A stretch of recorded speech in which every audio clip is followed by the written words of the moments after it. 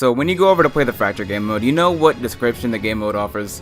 Exactly. Absolutely nothing. So I would assume that inevitably people would be rather confused on how to play this game mode, so I'm here to provide insight and whatnot on how to play it.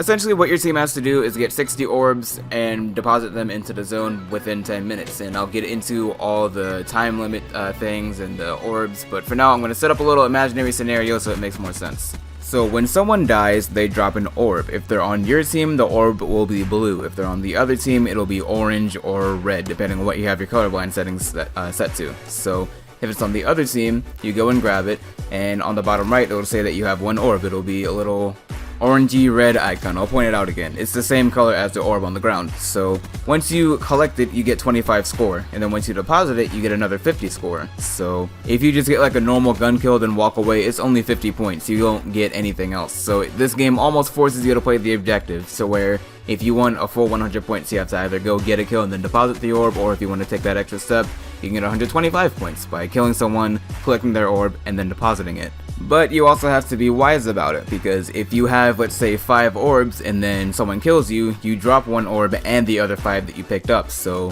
when someone kills you, they can go and pick up 6 orbs by running over your dead body, then going and depositing them. And obviously that'll give them a lot of scores. So you have to be kinda patient, kinda smart with how you go and approach this. And that's only for the orangey red enemy orbs. For your teammates' orbs, it'll be like a blue, green, turquoise-ish color, again, depending on what your colorblind settings are set to. And if you run over those, it's another 25 points for collecting them, and you can't drop those. They're out of the game. So you can go and deny them, and the enemy team won't be able to pick it up. So it kind of frustrates them, because not only are they losing out on their points, but you also got points for them not being able to play the objective. So it works out in your favor again. If you go and play the objective, you will be rewarded with score and XP and whatnot.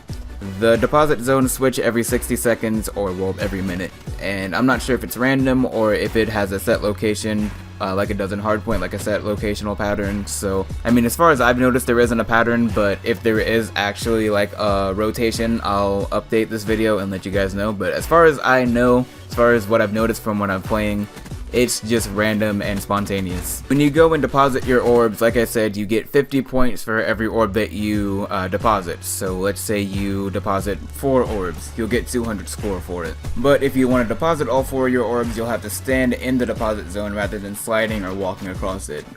You'll see me do that a lot in this game. I didn't realize that at first because it's the first game I played when I was playing this game mode, but you'll see me just slide across it, and then later on I realized that you have to stand in it if you have like 3 or more orbs, because if you slide across it, you only deposit 2.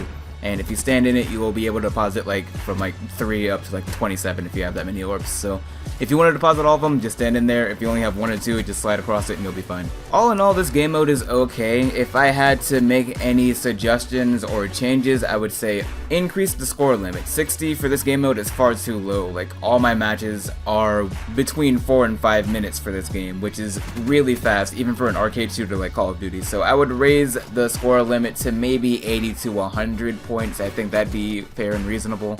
This game mode does reward objective players. I've said that like 17 times in this commentary. I'm going to continue saying it. As long as you play the objective, you will be rewarded with score streaks, with regular score, with XP, everything. You'll have a good time in this game mode. But at the same time, if you're rushing around like I am in this gameplay, you'll see that there are going to be a lot of campers depending on where the deposit zone locations are, because some of them are in small rooms, they're in hallways, they're just in like domination flags, demolition places, they're in like choke points, and people are going to camp in those buildings, wait for you to go near the zone, and then kill you, steal your orbs, and then take the score, which is aggravating. I don't think there's really a way to counter this, but that's the only real complaint I have for this game mode aside from the score limit.